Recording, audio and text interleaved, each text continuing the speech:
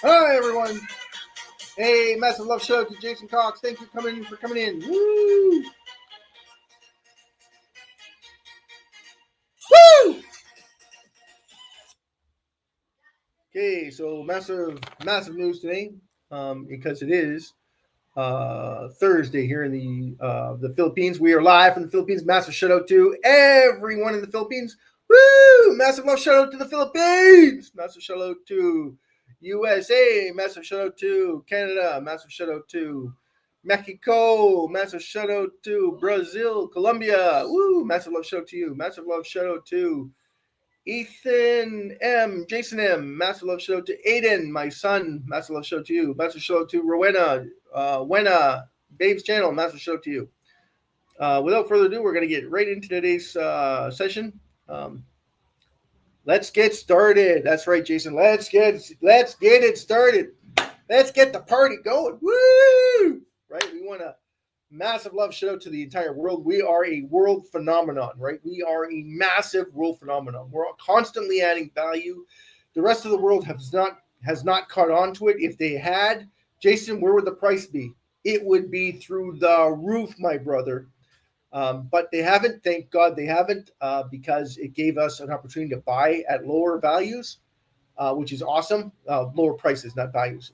We've been constantly adding value to SHIB every single day that we reduce SHIB circulating supply. This is no day that's in particular. We've also reduced SHIB circulating supply. It doesn't seem like very much, but it's actually giving you back $34.50 back into your wallet with the burn of 2.3 million in the last 24 hours.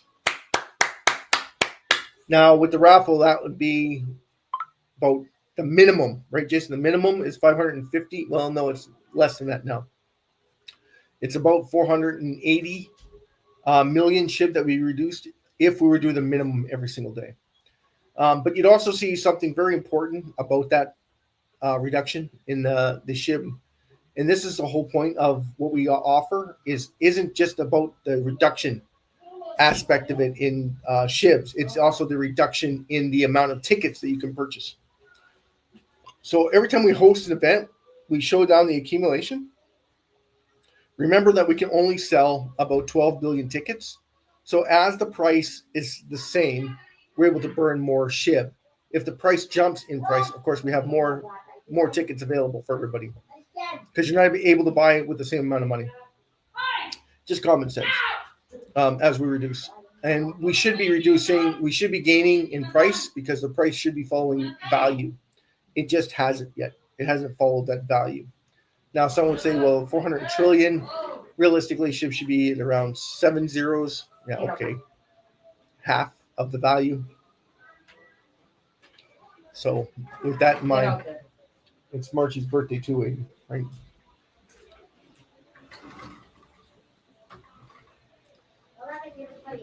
So, yeah, without further ado, we'll get into raffle draws. Now, yesterday I didn't do the raffle draw.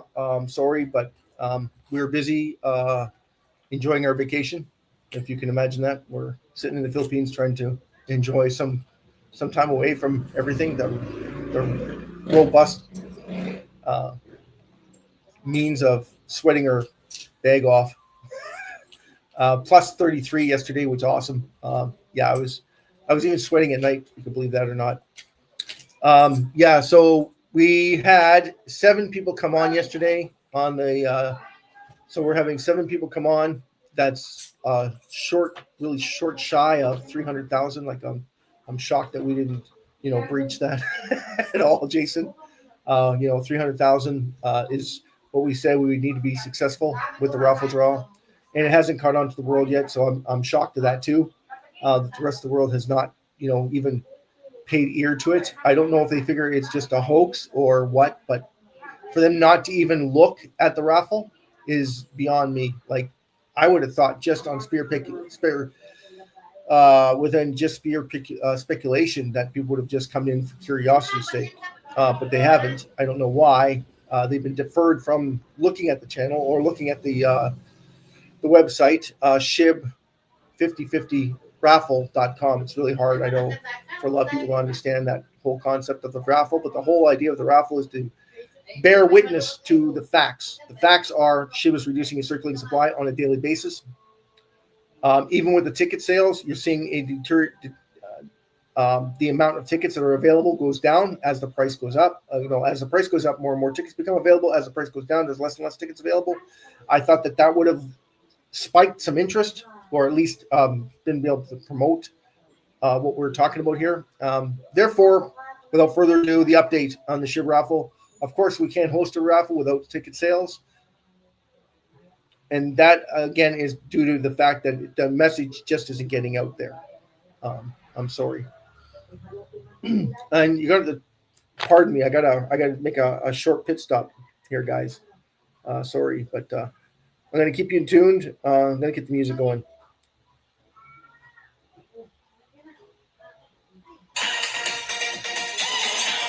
I gotta just bear with me, Jason. I'm gonna just take a pit stop. Bye.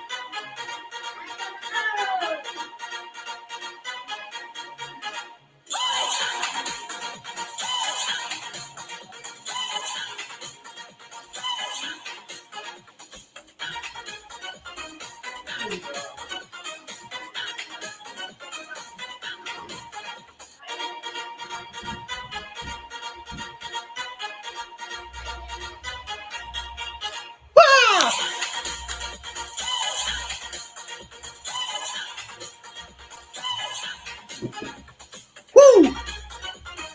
I'm back from outer space. Just came in with that amazing smile on my face. Hey! David Stocks. Shiba Combat. What?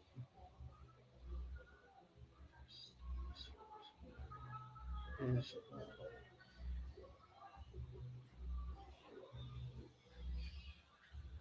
what do we do after millionaire status is ours? I think it's about David Stocks. Yeah, that's a good point, Jason. So what do you do after you reach millionaire status?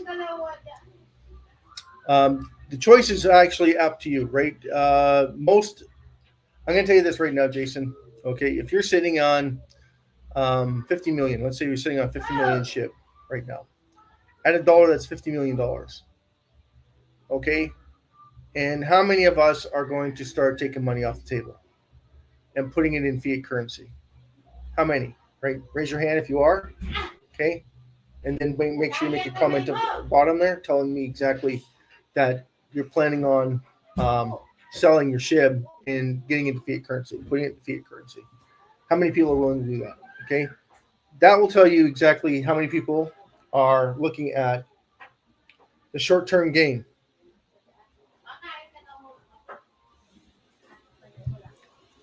Because SHIB is going to beat Bitcoin eventually.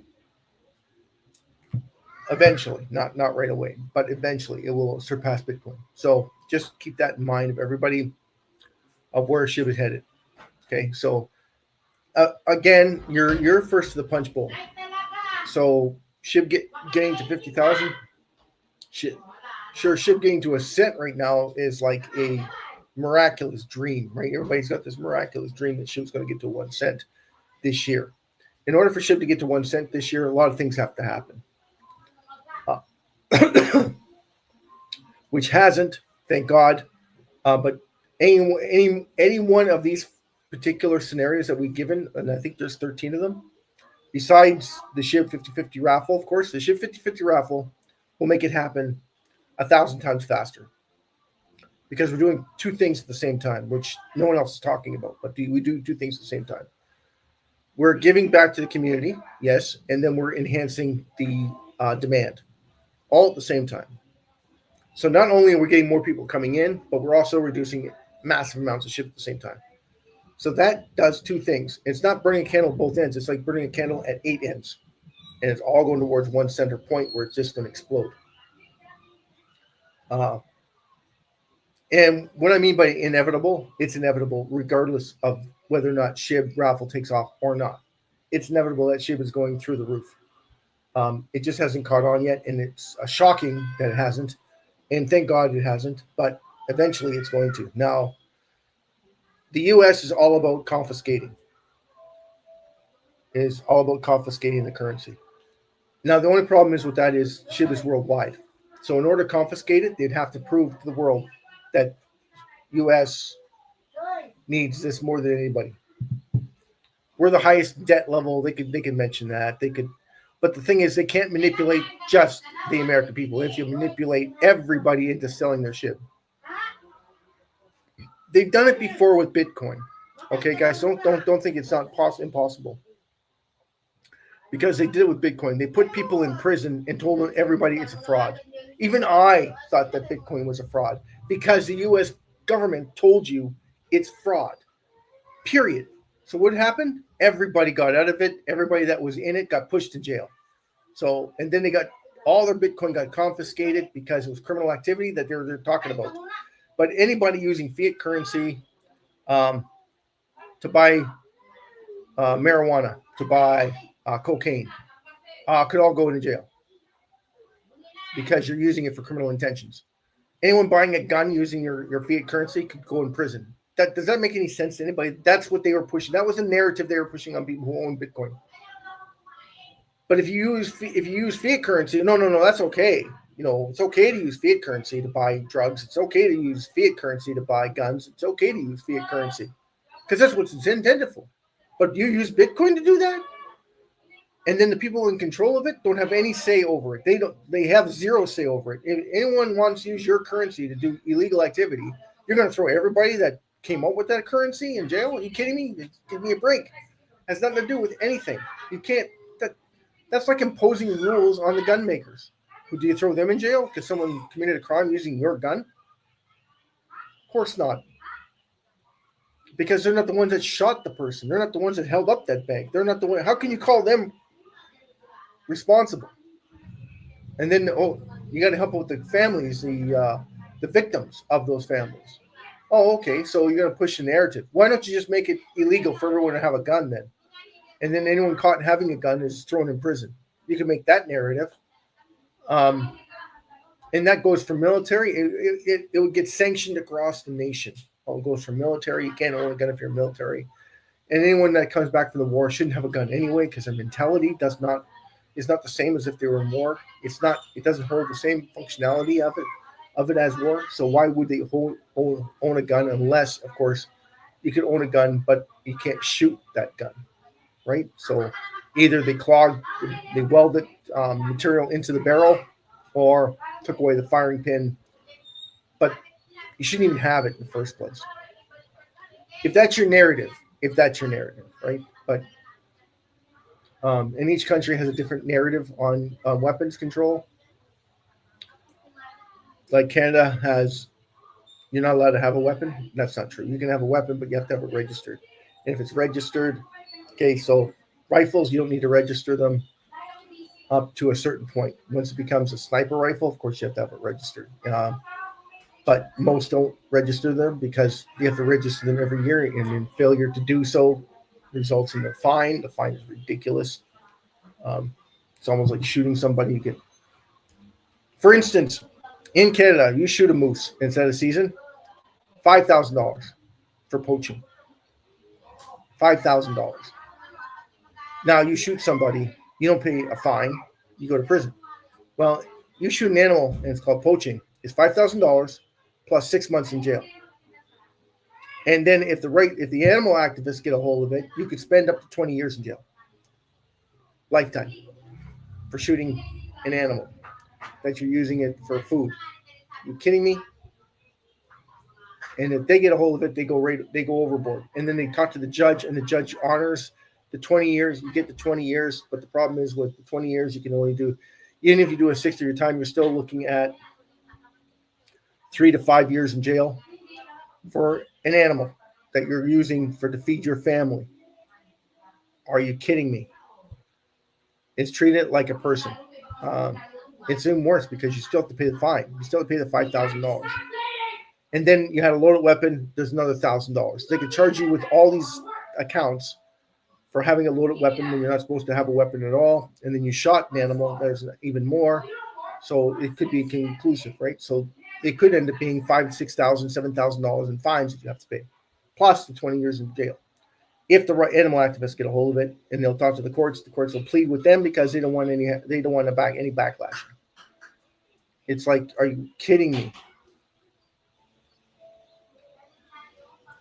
Seal hunters were doing it out of country, killing seals, because the rules are you pay fines, and they kill hundreds of seals. So even if they kill 100 seals, it's still treated like one seal, and they get caught with their weapons. It's just an infraction, $6,000, but the pelts alone are worth $5,000 or $6,000. So you kill 300 or 400, you only still have to pay $7,000 in fines. It's worth it for them, but for the single person that goes out there and kills an animal and gets that's ridiculous, and that's Canadian, right? So we treat others better than we treat ourselves. Is basically the bottom lines. Anyway, that's nor here nor there with SHIB. SHIB's got nothing to do with any of that crap. SHIB is its own right, decentralized. Now, what do we mean by decentralized? It's got no governing body, and it's got no jurisdiction, no regulations over it whatsoever, because it's not considered a legal tender. Therefore, it's considered imaginary money. And anything that's imaginary shouldn't be taxed, right? You put your money into something, and if it goes up, it goes up. Goes down, it goes down. If you lose it all, you lose it all, and there's nothing that we can do or say about it. That's just the way it is. In cryptocurrency, everything stays legitimate, right? No matter what happens, those people claim bankruptcy. There's still those tokens available. People want to pay for them, but most likely people avoid them like the plague.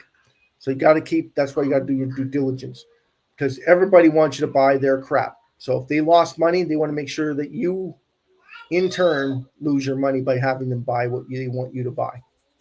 SHIB is not like that at all. SHIB's got zero governance and it's decentralized. It's got zero governance whatsoever. So there's no wages, no responsibility to anybody but itself. To the investor, for the investor? No. Investors are for investors. So if the investors want to sell SHIB, it's up to them. They want to sell at these prices, it's up to them.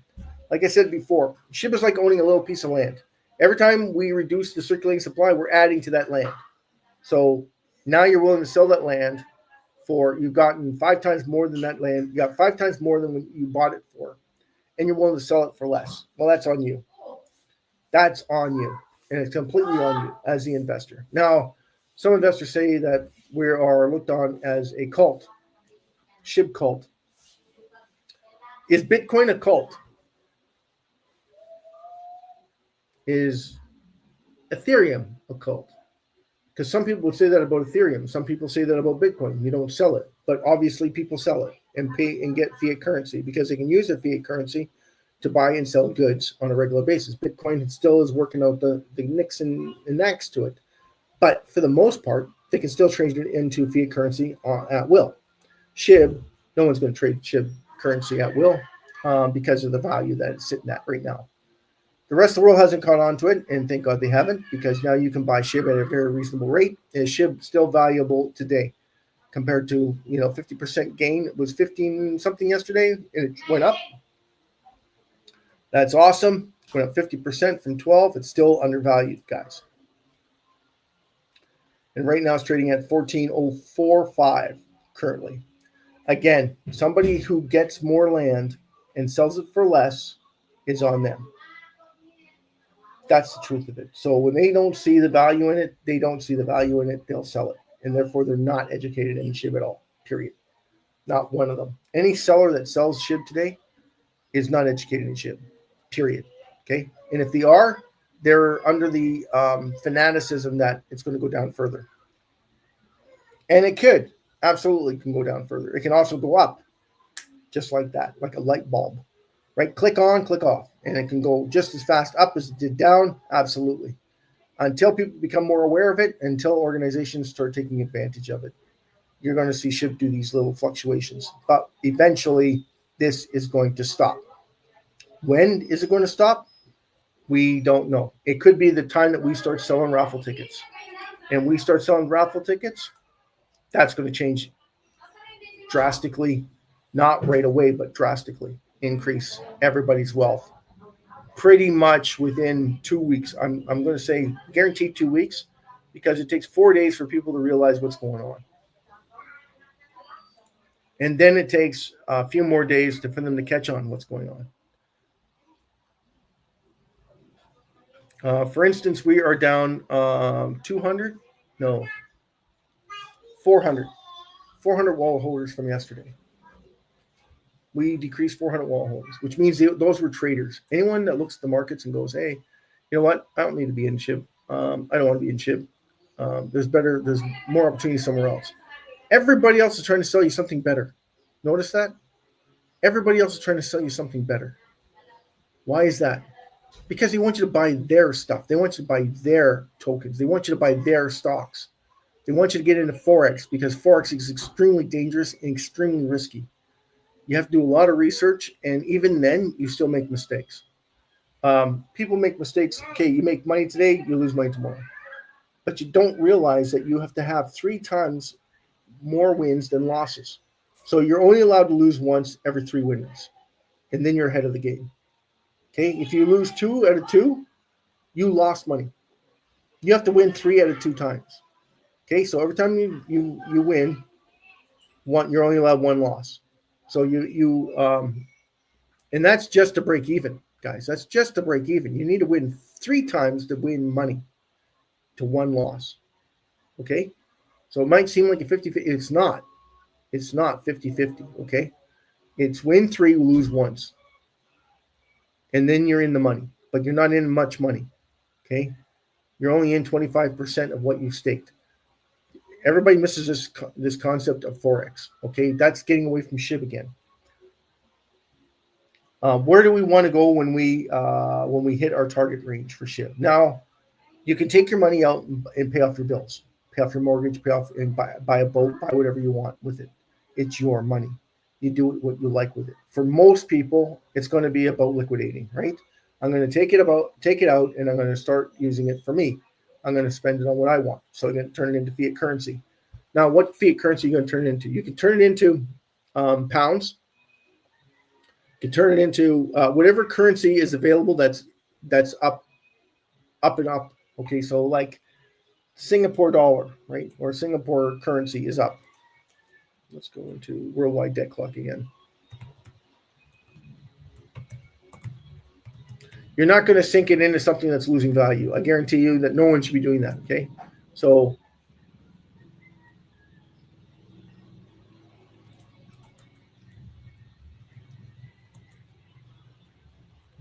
yeah, no one should be doing that.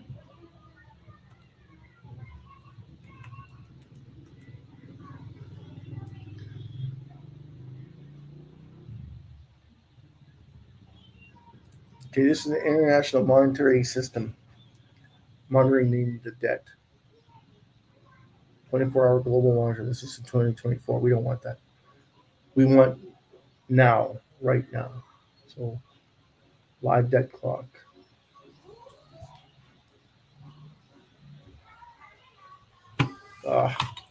Love mouses, especially when they don't work.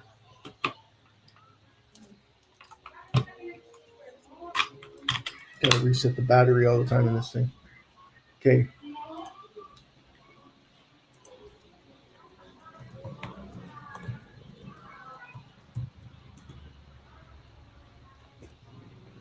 So this is the U.S. debt clock. There's a worldwide one too. It says real-time national debt clocks. I don't like using the American one because it's biased. You can tell it's biased. Okay. Interest occurred in 7 seconds, 8 seconds, 9 seconds, 10 seconds, 11 seconds, and 11 seconds is a million. Right now, it's at 72 trillion. So we did do better than we did last time when we're looking at this. Every 7 seconds was 1 million. Now it's 11 seconds. 29 seconds for $2 million in debt from the world debt clocks. 37 seconds, 40 seconds.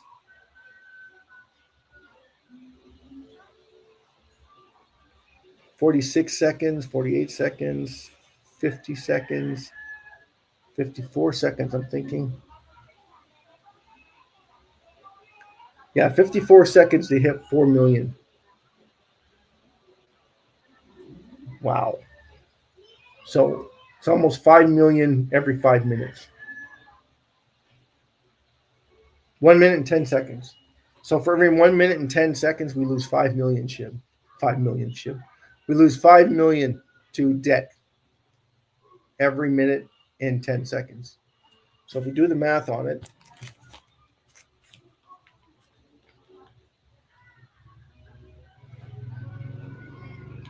5 million every 70 seconds.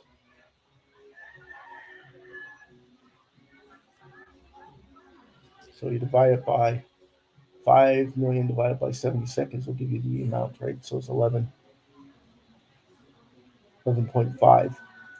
11 point, every 11 and a half seconds, we lose 1 million to debt, just in debt alone. Okay, so you can break it down per second. That's in,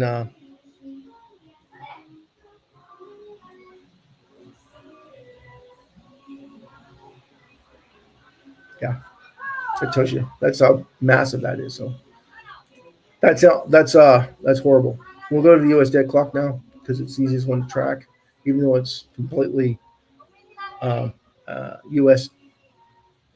And this is the whole point of doing multiple streams is because not all of them are going to tell you the truth. Because the U.S. is in over a million over 180% in debt. So at 36,649,000,000,000 and climbing astronomically. It's 29 GDP, which is they've gained $1 trillion, over 2 trillion in GDP in the last since Trump has taken power. Okay, so that's why it's slowing down, because it's actually, but again, that's a little bit of manipulation. Same thing with China. There's manipulation going on there with 15 trillion, and they make 18 trillion. There's a little bit of manipulation going on there. Germany, the Deutschmark, is actually probably accurate. Japan, you don't want to be putting your money in Japan or the Japanese yen, only because it's so far in debt that it looks like they're not going to get out of it.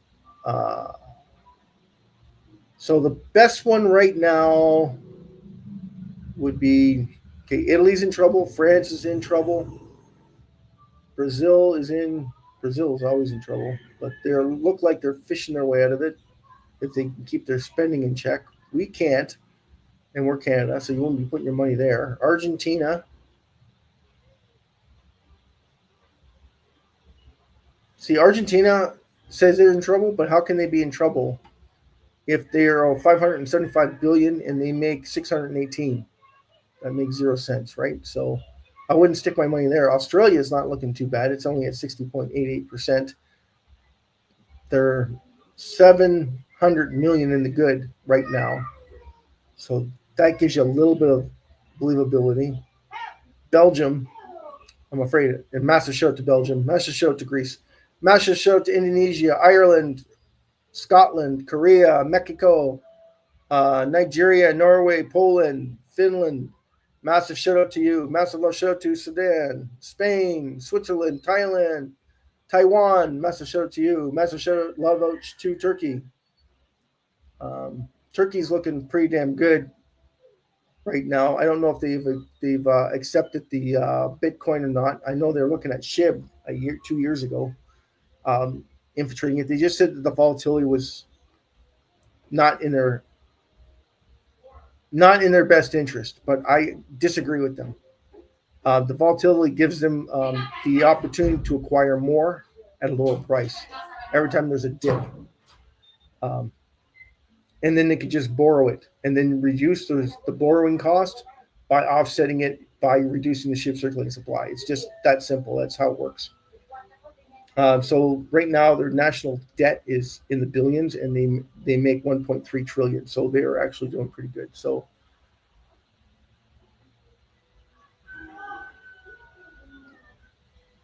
could use the Taiwanese dollar. Who did we not do a shout out? Massive shout out to Brazil, massive shout out to Italy, massive shout out to France, UK, massive shout out to you, India, massive shout out to you, Japan, massive shout out to you, Germany, massive shout out to you, and China, massive shout out to you, massive shout out to, of course, Russia, Czechoslovakia, Mongolia, massive shout out to you, massive shout out to Nigeria, of course, massive shout out to Costa Rica, massive shout out to Ivory Coast, massive shout out to South America, South Africa, massive shout out to you. And of course, we're going to say massive shout out to Canada and US. Massive shout out to you guys. We're from Canada, so we always do a massive shout out. My numbers have dropped off in Canada and have gained in the Philippines. So that's awesome. Massive shout out to Navarro family for letting me host this event. Massive shout out to every single person on the planet as we welcome everybody into the channel.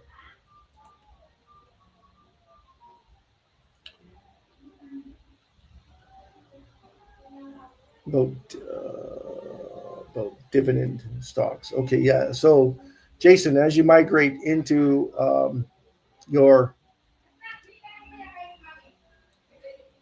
dividend stocks is a good play, but in bad markets it doesn't matter, right? So you want to invest it in the United States dividend stocks as long as the U.S. is getting their debt under control. If they can't get their debt under control, avoid, and work on. If you want dividend stocks, you'll look elsewhere where the dollar is stronger, right? make sure that you're taking something of value and adding to that value, not taking away from the value and putting it into something that doesn't hold value. So we got to remember that too, Jason, when you're talking about that kind of stuff. We can talk about that later as we get closer to the. I'm pretty sure that your dream is going to be the same as ours. You're still going to have SHIB no matter what, because once it reaches over $2, you're able to use that currency anywhere in the world as money. So you're going to be able to use it to pay off your deficits, pay off your bills. You're just going to pay exchange rates. And like that's the number one thing. You're always going to have SHIB, no matter what. You're always going to have SHIB in your account at some capacity. It might not be at the same capacity, right? You don't need 50 million SHIB at $3. Okay, so then you're going to reduce a little bit of it, and then have a little bit, and then spend it. Buy a house, buy whatever you want at that point, right? Buy a mansion at that point, because you'll have that kind of money to do that, and you just have to buy it in SHIB. That's the whole point of it. So then it turns you into a SHIB currency entrepreneur. Thank you very much, right? You're welcome. But that's the gist of it. If you can pay your bills in SHIB, why wouldn't you, right? Does that mean that you're a cult? No, it just means that you're using SHIB for what it's meant for. It's a tool. You're using it for what it's meant for. It's meant for a tool that you're going to use it to buy and sell goods and services with. That's it. Are you going to use it to buy groceries? Probably not, but it'll be for your big ticket items. Absolutely. Like a boat, a house, a car. Absolutely. Why not? It gives you that opportunity. Why not? Why wouldn't you take advantage of it? And that's the bottom line. And that's the bottom line. Okay, we're going to go in here. We're going to change the outlook. Okay, so yes, I'm not able to host a raffle at this time because we didn't sell any tickets. We have to sell tickets in order to host events. That's the truth of it. The message doesn't get out there. I'm sorry, but the message isn't getting out there because nobody in their right mind sells something of value for something of less value. I'm sorry, it just doesn't work. It doesn't work for me. It doesn't work for you, Jason. It doesn't work for Prince. It doesn't work for anybody. Why would you sell something of value for something of less value? It does. And SHIB is constantly adding value. It's not like it's not adding value. It's constantly adding value. So if it's adding value, it's giving everybody that opportunity to take part in that value and acquire that value, especially when it's so low. Especially when it's so low. SHIB gives everybody that ability. That's the whole point of SHIB. That was the whole point of the 50-50 raffle in the first place, is to drive that awareness to people that, listen, that money that's taken off the table today cannot be used later. That's gone. It's like a river, okay? The river's coming to you. You can't obtain it. Once it's gone past you, it's gone. You're not getting back that water. It's gone. It's gone forever. You're never going to see it again. You can fly, you can jump, and you can do certain things that, I could acquire that, but you'd have to track each and every droplet of that water, and it's hard and it's almost impossible to track it. That specified group of water. And yes, it can be obtainable in today's era, but once it passes you and you try and grab it, it's usually out of reach. The only thing you can do is try and stop the water that's coming at you. That's the whole thing of SHIB. Once it's gone past you, that's it. That's it. So once the river starts to flow in your favor, everything that passes everybody is going to be lost. And that's the truth of it, because it's going down a hole that no one can track. Okay? And it's got no recoverability. It's gone, and it's gone for good. That means there's less water coming out of the faucet. Exactly. So eventually it's going to dry up. Well, you have 589 trillion of it. So it won't dry up tomorrow, but at the rate of reductions, it could dry up fast. Especially with a raffle draw, it would turn in your favor because people would start to see the value being added, and it's a win-win situation. You win when you buy it, you win when you hold it, and you win when you see it reduced. That means there's even less supply. That means that the river is now cut in half. From a lake that's a river, has a big inflow, and it's going to a small outflow. You're increasing that outflow. You're making it wider so the water can go faster. So you got less opportunity to buy it at that price. Exactly. You get the point, right? As you're getting less and less chance of acquiring it at that price because more people are starting to see that value being added and understand what that value being added means. It means higher demand because you're acquiring it. And right now, because it's so small, it's never going to be a currency that people can use to exchange. That's the driving point of these flows, in and out flows, is because they don't understand it. If they don't understand it, they won't buy it. If they don't understand it, they won't hold it for very long, just short-term gains. And they think they can get back in whenever the hell they want because they have no problem having people get, they have no problem convincing people to get the hell out of it. And that's the trick, right? The SEO, every time that the SEO spoke, Bitcoin took a dive because it was against them. But it was doing that on purpose because who was buying it? Who was taking advantage of it before it became an ETF? BlackRock. They were manipulating it. And because they could, everybody else fell for it. That just tells you how gullible the holders are in cryptocurrency. They're extremely gullible. They follow everything that everybody has to say to the letter. To the letter. And it's all fear driven. So if you believe them, you're going to believe everything they have to say. And then it's going to follow suit with it. So if someone told you, well, you might want to get out of it, it's going down. Everybody sells it. They did with their job because the shorts make sure that they make money. And they can make money because they can influence it and short it whenever they want. And that's the thing. So don't tell me it doesn't happen. It happened with SHIB. Someone told everybody to sell SHIB because SHIB's going down. Like if you look at the trend lines, SHIB's going down. The truth of the matter is SHIB should never go down. In theory, of course, just in theory, theoretically, SHIB should never go down. Okay?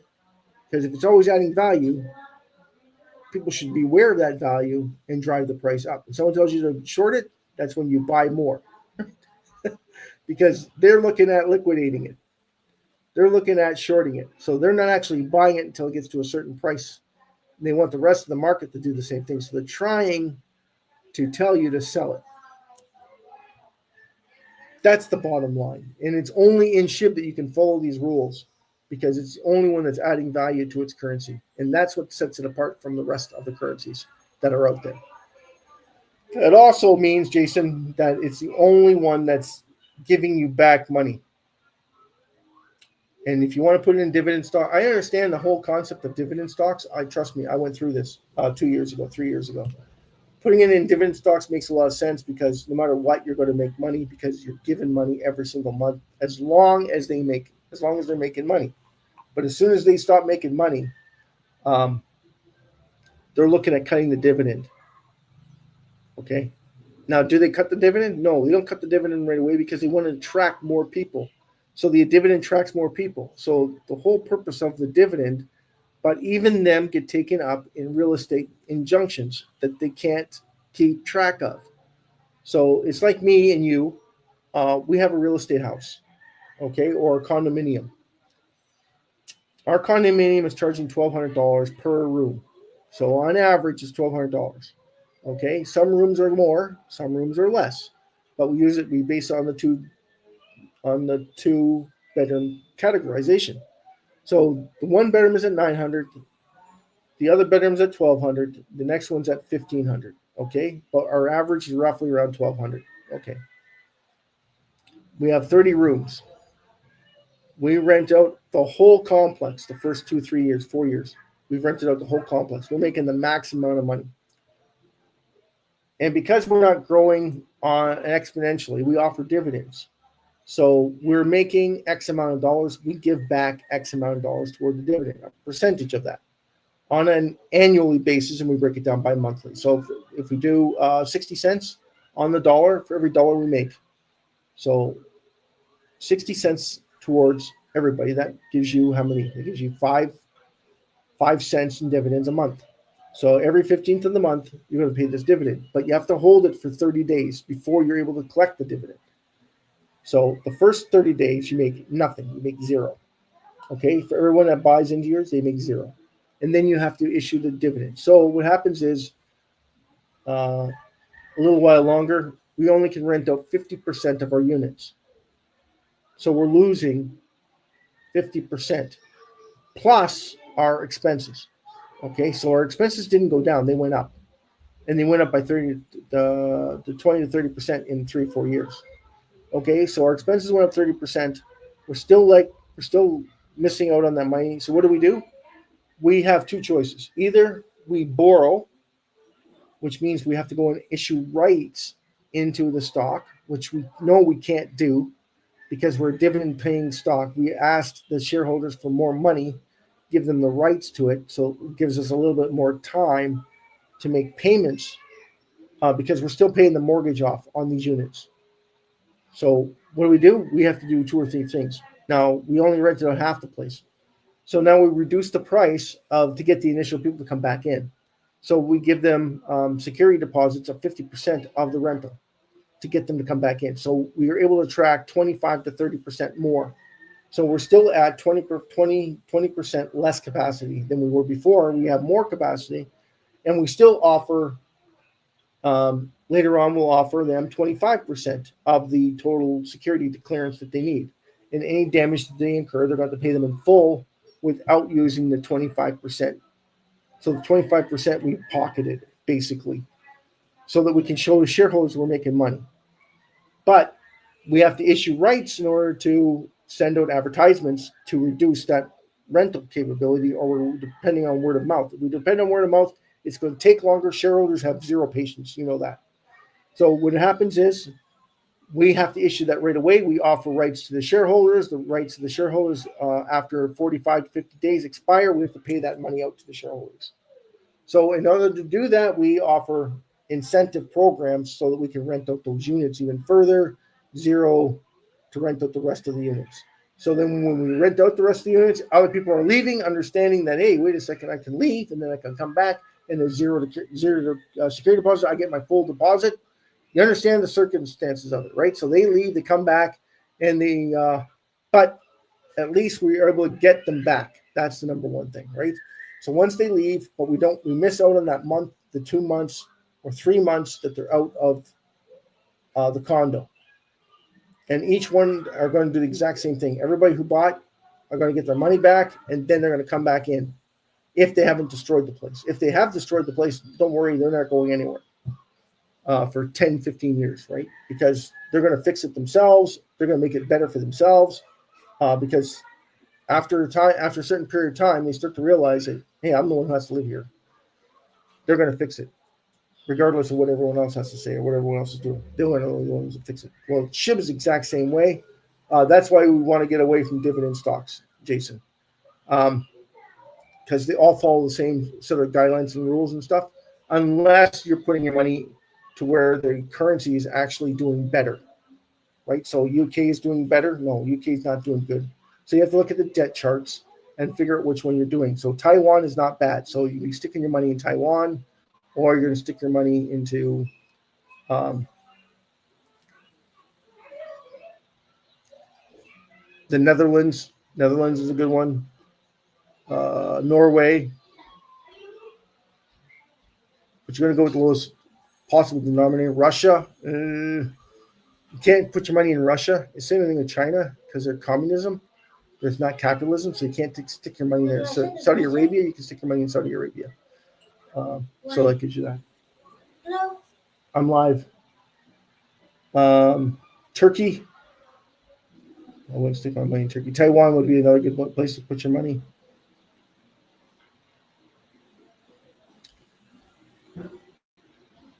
Turkey's in trouble. And again, this is manipulation because it's not all accurate, right? So, yeah, Saudi Arabia, as long as oil and gas prices are good place to stick your money.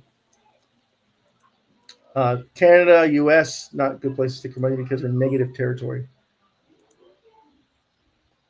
So it's high risk, extreme risk, no reward.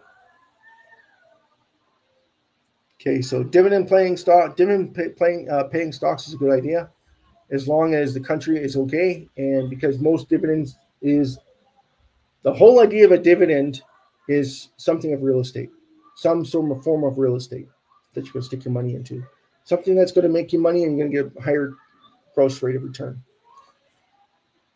But SHIB is the best animal for everything. Okay, eventually you're going to be lending out to other countries depending on how much SHIB you have. Okay, once SHIB gets over $10, now you're talking, Jason, that you're going to be able to lend out your SHIB, taking their fiat currency, reduce SHIB circulating supply while taking it in, and then offering it to other countries, other organizations as relief. Does that make sense? So that you're reaping the benefits of your own dividend through SHIB. That's the whole concept of it. After it gets to $10 USDT, that's exactly what I would do with it. I would leverage it. At that point, I would leverage it to anyone who wants to. Okay, let's say you want to do 1 million or 2 million SHIB. That gives you $20 million USDT. Okay, $20 million leverage on just 1 million SHIB, 2 million SHIB. Okay, so when you own 50 million, it's a drop of the bucket, right? And then you're able to leverage that money against their fiat currency. And then by lending it to them, you're taking into 10 or 3%, 4% money on your return. And then you do 1% of that and reduce your circulating supply with it. Why would you do that? Well, because it's going to offset what? You own 48 million SHIB. 48 million. So in order to acquire more SHIB, you have to reduce the circulating supply of it. So then it creates more value for your SHIB. So that's why you do that, is to create value for yourself, because you have 48 million SHIB. You want to make sure that you're the one getting the benefit of it. So reducing it actually benefits you. Make sense? Every single person should be following the exact same suit. I'm going to lend it to other organizations, or I'm going to lend it out to corporations at 3%, 4%, 5%, anything other than 10% and up. This is, 9.9%. No. You want to be under that 10%. 8.5, 9 even. Shouldn't be over 9, right? Because they can go to anyone else that's dealing in fiat currency and get better rates. But what you're saying is, listen, I'm going to lend you SHIB, which is $10 right now, USDT, or $10 or 10 pounds or 12 pounds or 13 pounds at this rate. And they're going to go for it because it's less money. They don't have to come up with very much money, and the amount that they're leveraging is very little. Okay? But you want to make sure they won't go bankrupt. So you're going to invest also in them. But every time they give you money back, you're going to take less. You're going to take money out of your investment from them, because it's going to show that they're making money because they're paying you, and then you're reducing the SHIB circulating supply with two things: one, the money that you're taking out of their stock and putting it back into SHIB. Okay, so then exactly, it's going to be an inflow. Either way, it's an inflow into SHIB, and then the other way is reducing the SHIB circulating supply on a constant basis, driving up your amount. So it doesn't matter if they pay it back or not. Once it gets over the 50% paid back area, they're now paying you to be in it. Make sense? So they pay less, but you're putting more towards SHIB's reduction so that you're gaining in more and more in value as it goes on. So you're actually giving yourself a dividend for being in it in the first place. That's the whole point of SHIB. SHIB is like a phenomenal freaking just money-making machine. It's just going to continually making you money. No matter what you're doing, it's going to constantly make you money. And it hasn't caught on yet, and thank God it hasn't, because if it had, SHIB would be gone. It would be gone. You would have no supply left. Every single organization in the world would buy it like in a heartbeat, especially with only $8-9 billion market cap. Are you kidding me? Every organization would want it because it's going to make them money. How it's going to make them money? It's going to drive more and more demand. And then they're able to borrow it and lend it out to everybody. And the fact that it hasn't happened yet is beyond me. I can't figure it out myself. And if someone can explain to me, I'm all ears. This was the Worldwide SHIB 50/50 raffle. I was hoping to get into a bit more things. I'm sorry we talked about guns. Gun control had nothing to do with SHIB. But we're trying to get into dividend plays and the extremities behind it. Yeah, sorry about that, guys. Sorry about that interaction there that got lost in translation. SHIB should always be growing in my opinion. No. Just take a look at the charts. Take a look at SHIB Carp, Coin Carp. Look at SHIB Burns. Look at the 100 wall holders of SHIB. Top 100 wall holders, 54%, 54% being held by the top 40 wall holders. Now those are exchanges, but notice the exchanges on the list. Remember that the 5 trillion is owned by India, and they haven't started to liquidate their SHIB yet. Okay, so there's 35 trillion that's held by India, 36 actually something trillion held by India. So please keep that in mind as time goes on. So, and they haven't sold a single one. They had 50 or 40 trillion SHIB. They haven't sold. They sold 4 trillion since inception. So they were given that money back in 2021. They haven't sold 36 trillion SHIB since then. They're moving money around, yes, but they haven't sold any, right? In lieu of. So that should tell you something, that they got better ears to the grindstone than most, and they understand majority of what you guys don't understand. And if they start selling it at a higher price, you'll understand why that is and what is going on with SHIB, because they expect higher valuations of it. And they haven't started reducing the circulating supply either. So they haven't started leveraging that position. Once they figure it out, though, they're going to start leveraging that position. So they're going to be acquiring more and reducing at the same time. Acquiring, reducing. And they're going to acquire more than they're reducing. So it's going to drive the price even higher, giving that imbalance of 36 trillion and gaining like 40, 50, 60, 70 trillion dollars, 60, 70 trillion SHIB. And then once it starts getting close to that $1 mark, you watch, they're going to reduce. Okay, take half the price, take 35 trillion, reduce it by half. Take the 35 trillion and reduce it. That's going to be taken off the table forever, gone. And then the price is going to drop 5 times that value. So if it's sitting at 30 cents or 40 cents, 5 times 30 is $1.80. So it's going to go to $1.80 just like that, because all that SHIB is gone forever. And then they're going to start at the $1.80 to $2 mark. They're going to start lending it to organizations from all over India, not anywhere else, because it's all about helping India first, right?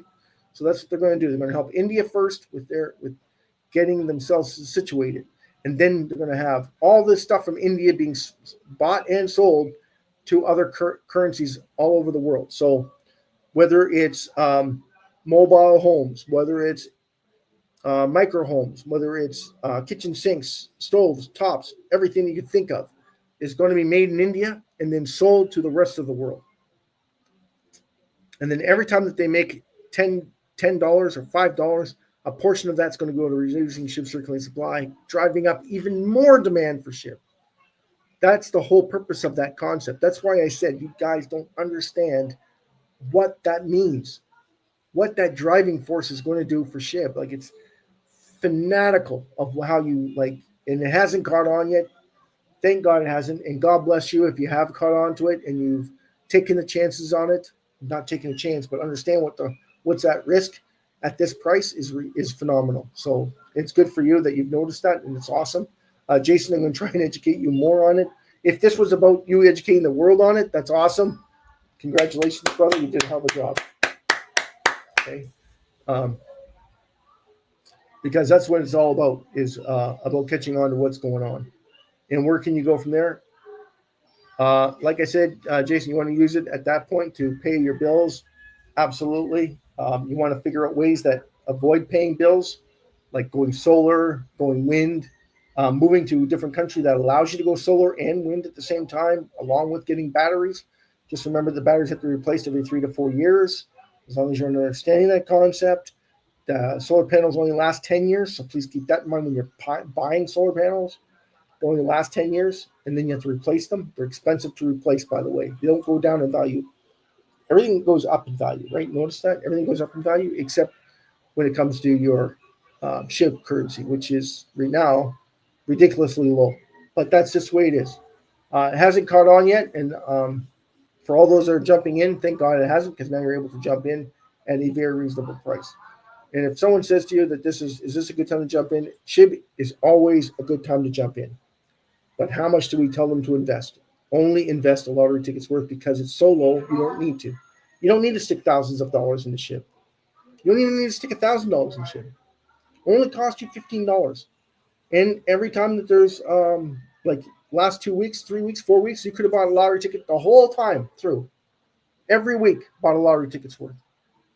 And no one's going to say anything against it. Not a single soul here is going to say anything against it, because that's exactly how you're supposed to treat it in the first place. It's not a money-making gimmick until it becomes a money maker. Once it starts that mechanism where everything starts to click at once and it starts to gear in and understand, it's going to start going one way only, straight up. There's always going to be more people buying than selling. Always, always, always. Until it gets to a, what? $4 billion people buying and trying to buy it and sell it, make money on it. But you're going to see the mechanism working like you've never seen anything work before, because it's going to be on multiple levels and multiple factors.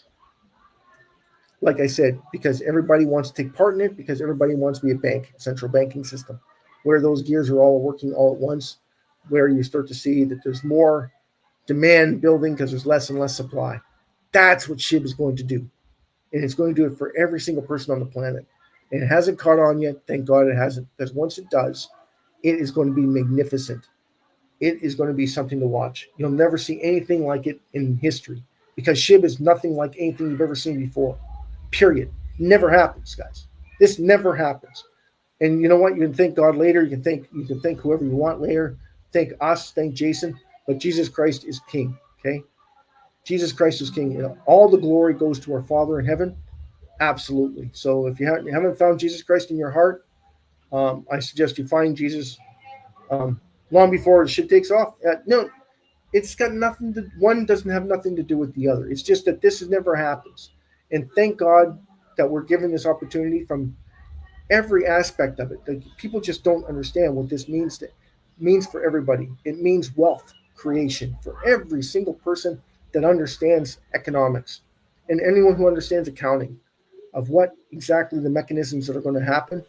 When all the gear starts moving and shaking, and then it's trying to find its gearing, and it hasn't found it yet because people just don't understand it. And once they get that understanding, they'll understand exactly what that's going to do for the entire world.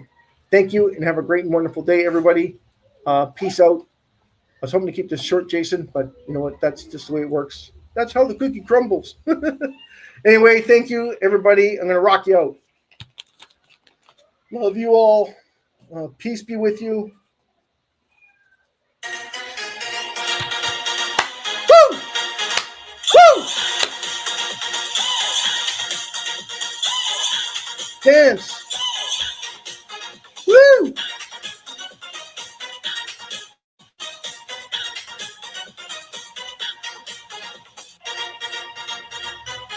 God bless each and every one of you. Jesus loves you.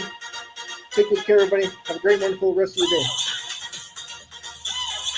This is Jewel, your host, and good night, good morning, good afternoon, good evening, and good night from wherever you are.